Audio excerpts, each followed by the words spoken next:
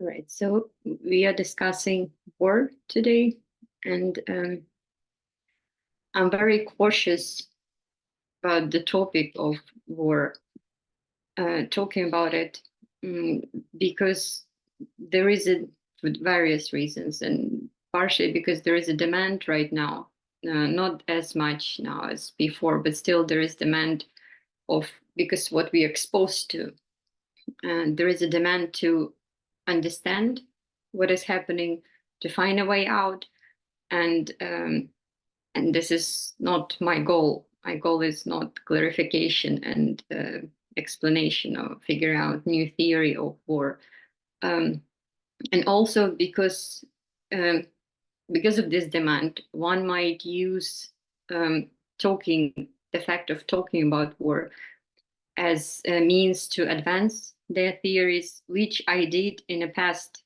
kind of was talking about negative psychoanalysis and depressive realism, which is not my theory, but I belong to. And I regret about it now, and I changed my mind, maybe to more depressive state where I don't have theory of war anymore. Um, and there is substantially nothing to say. So this is not what I'm trying to do here. And the perspective that I'm representing is just the perspective, and it's not optimistic. It's harmful rather than useful, and it's confused, and it's perspective of despair, one could say. So there is going to be no clarification and no answering the question what to do. So war is normally perceived like people in Ukraine. I'm talking about Ukraine because I'm exposed to this war, experience of war the most. And what they feel now, and it's the second year of the war, is yesterday, the day before yesterday, it was 700 days since the beginning of the war. And initially, it was feeling more of enthusiasm, expecting that we are going to win. And then it transformed more the common mood to depression and trauma, being exposed to realities of what is happening. And then it's more, now it feels more like apathy, of not being able to care about it anymore.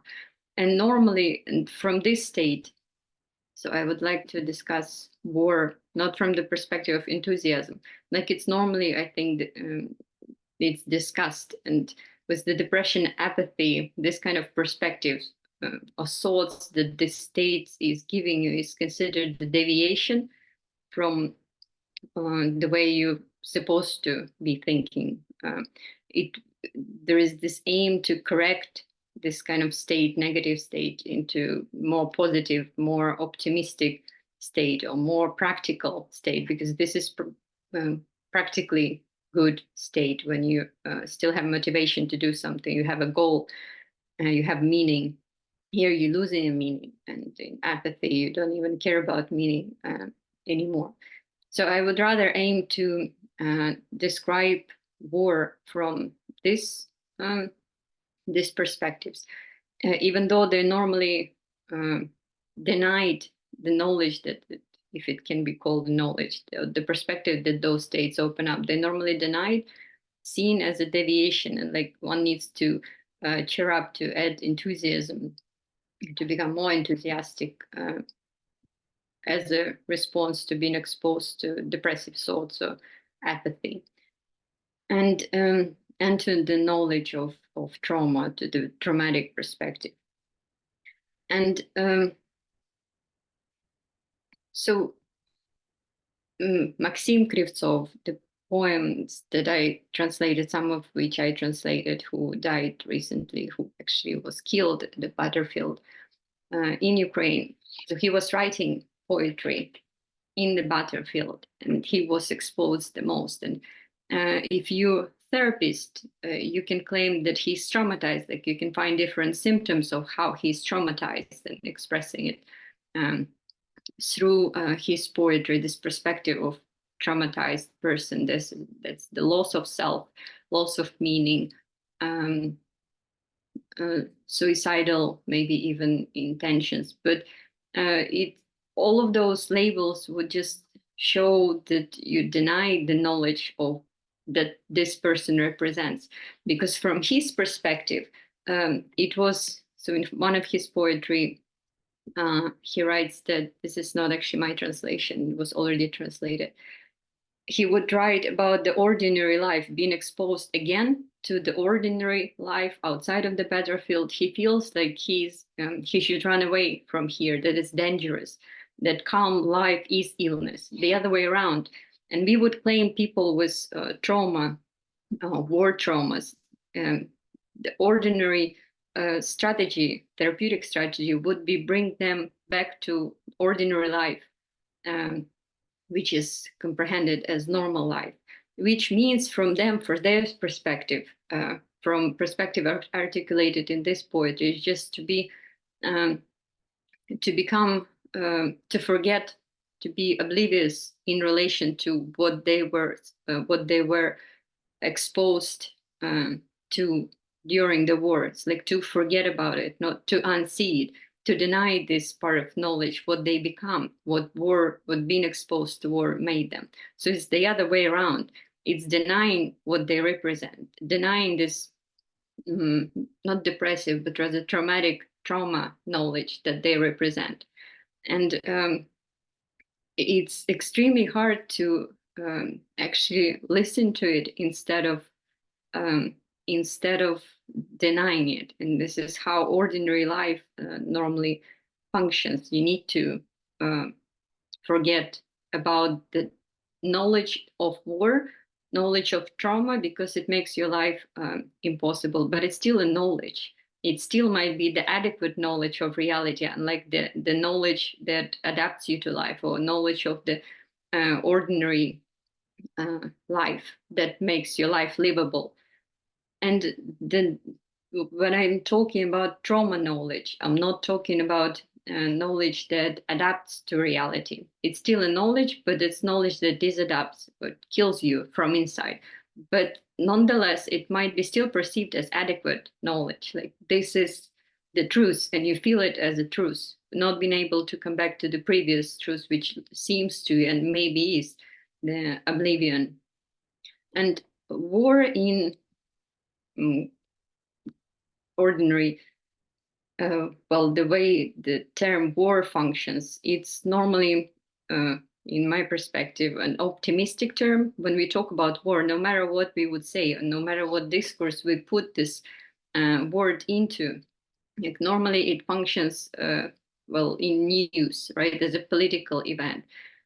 With some men in charge, politicians, normally men in charge of deciding, taking different decisions, or in a historical context where there is the linear time. So it's all, whatever we talk about war as an optimistic term, I mean that calling something war, using this term, it functions as narrowing reality that war otherwise open up. It like opens it up, this reality, but in order to narrow it, in a way. This is from the perspective of trauma rather, and depression and apathy. How the term war is functioning. And this is how it's not adequate in what it represents, because at the same time hides it. In historical context, when we talk about war, we imply normally a linear time, and we allocate the beginning of war, a certain year, day, and the end of war. And in political context, it's also narrowing it to certain decisions, to certain political events, to certain people and weapons. And it still has the optimistic meaning of narrowing the war, what is called the war, to, there's someone in charge of it, someone who is dealing with it. And it exists in the political space, which also negates death. In Ukrainian news, for example, they would count every day, present how many Ukrainians died, how many Russian died, which is more obvious.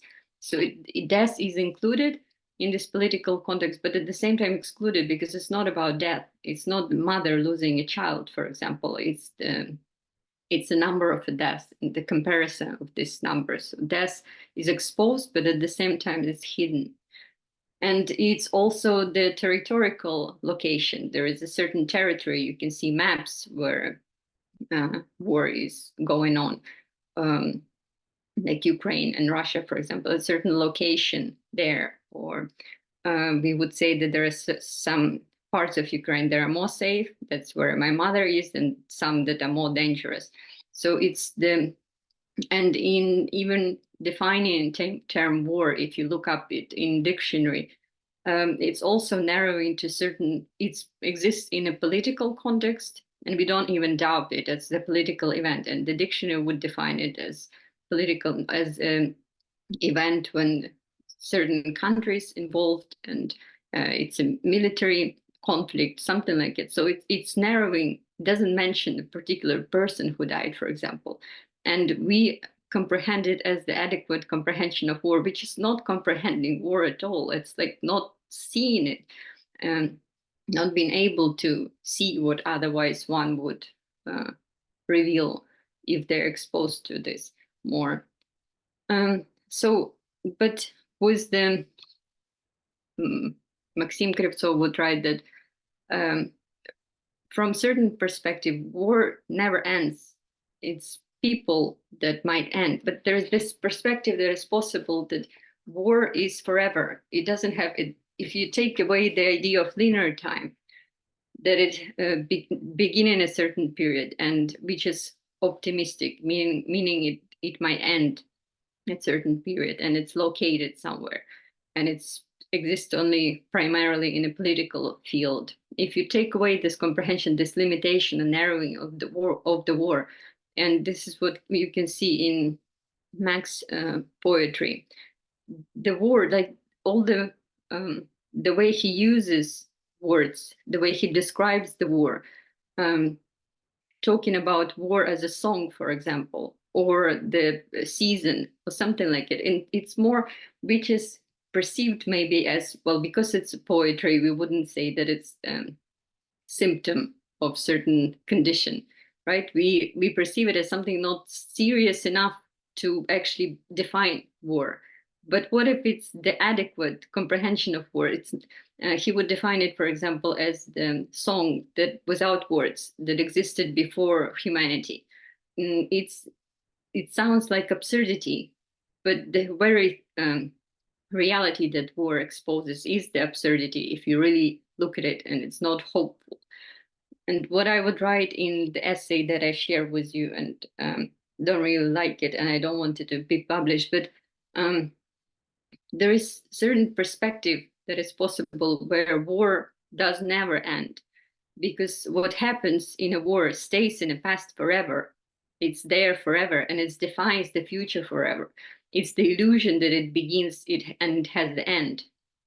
And well, you can never, for example, compensate for lost lives. There is the idea, and there is a practice of financial compensation to relatives, which is fair, and but it doesn't compensate. It's not relevant. The compensation of financial compensation, it just doesn't. It function in a different domain of the loss and the compensation.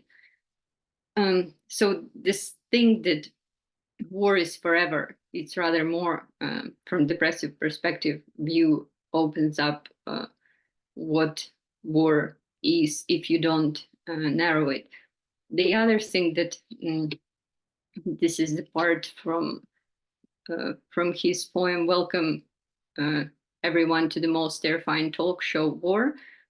The whole poem is great, where he presents like it's in a satirical way, talks about TV show, the way war is presented in TV show, and those people are invited, the soldiers, Andriy, Sergei, and Kolya, which were his friends, are invited to participate in it. And he shows the contrast, how war is presented in news or in TV shows, which is very good imaginary. It actually feels that way, and how the ordinary life where war becomes a show doesn't come together with the experience that they represent, and how it's both comic and tragic, how they don't fit the soldiers, they don't fit with their experience, the experience that they represent, to the very setting of the TV show. They would be asked as an interview to, and Max starts this poem with kind of Amelie style, talking about each of those person in ordinary life who they were before, like what kind of food they liked, or some particular things about them that define their ordinary personality before, personality that they had before war, and how they now transform, like how they don't fit. Like Andriy would answer the question to tell something about himself, that he's no one anymore, and his home is devastation. And Kolya, for example, would say that the place he wanted to travel is to go back to convince his friends not to go on a mission where they were killed, and he's only one who survived. So the only place he wants to travel is in the past. And so those people, the loss of self that they represent and the experience of war, it just doesn't fit. And constantly in the poem, they would repeat to, for example, the talking about advertisement part where they sell oblivion pills. Like it's this match of how one wants to present war in the ordinary life, to deny it, and what they represent that doesn't fit, that rather has troubles fitting into this reality. So there are some perspectives that are trying to develop, or that one would rely, what could rely, if they want to develop more, like, generalize the idea of the war, instead of take it away from all those discourses that narrowing it and generalize it. So some that come to my mind are, well, Thomas Hobbes would normally be mentioned with his idea of war of all against all, like the primary state of human existence. And normally when people talk about Freud's idea of the death drive, it would seem something like it. There is the aggression, primal aggression of everyone against everyone, which I don't agree with. I think this is the most optimistic of all three, because it presupposes that we are doing whatever war occurs, we are doing a great job, because it initially was worse. Like it very optimistic. No matter what happened, it's still we're doing a great job, and it's still in our control, or control of society, certain setting of society that can prevent war. And this is what society. So it's not the generalized theory of war that I'm looking for. And Bataille is interesting here because after being exposed to experience of war, he starts to think about war. He would talk about generalized war, so generalizing this concept to the even universe, one might say, meaning that primarily the universe as such is not harmony, but the agony rather. There is a war or destruction, devastation going on in the universe at the core of it. And this is, and a human being, he would claim, I myself am a war. We are this agony at the core of our existence. This is how we belong to the universe. And he would talk about different types of war. The profane war, this is the particular instances of war in an ordinary sense, which he would deny. He would claim that this is the attempt, like corrupted violence, a corrupted war. Profane war is an attempt to externalize this violence, to inflict it on the other, to control it. And it's a pragmatic violence. There is certain profit there, so it's a bad type of war. But he would talk about sacred war as the good type of war. It's not a war in ordinary sense. It's war that coincides with the agony. It's more internalized. It coincides with the agony within, when you destroy yourself from within, coinciding with the universe, the agony of universe, sacrificing yourself to it. And it's revolutionary violence too, something like it. But it's still quite positive concept. It regulates what kind of war is good and what kind of war is bad. It's like trying to say something useful. And I still like this conception, but there is still something like trying to escape from witnessing the horror, which it doesn't imply any meaning. There is nothing to do with this trauma knowledge, the knowledge of war. It's still escape from it. And Michael Hart and Antonio Negri would talk about not war, but love as political concept. But they would say that, so basically, every political activity formation in society is articulation of political love, including Nazi regime, for example. It just was corrupted love. And they like the idea of Christian love more because it already functioned as political concept, and it wasn't reduced to love. Love wasn't reduced to family, for example, a certain smaller formation. And they would claim that violence, love, this political love, always presupposes violence, but it's still just in some forms this love and violent love are corrupted, like in Nazi regime, for example, and in Christianity too, just less maybe corrupted. They prefer this type of corruption, but it's also attempt to regulate, to say something, what kind of what society is supposed to look like, or what is the proper type. It's regulating messianic function of salvation, which what Bohr exposes to is rather the opposite. So they would claim that the violence is supposed to be revolutionary. It's also similar to Bataille that we need to, that's the self-inflicted violence, violence of losing identities, something like it. But all of them, it's still not actually war from a depressive perspective, from perspective of apathy.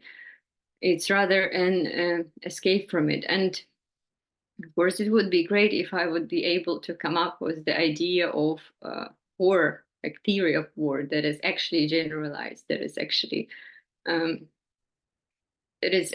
depressive, not just pretends to be depressive and take something of it. But I think it's impossible. So for last slide, it's just nothing. It's like the minute of silence, but the slide of silence, where you don't have words, and you don't have a theory, and you don't have any explanation or clarification which gives hope. It's just nothing that you're exposed to. And once you get out of it into a state, once you encounter some kind of enthusiasm of meaning, you're not there anymore. You betray this kind of slide. All right, so it was my more than 15 minutes, and if you have any questions, I'll be maybe glad to answer them in a minute.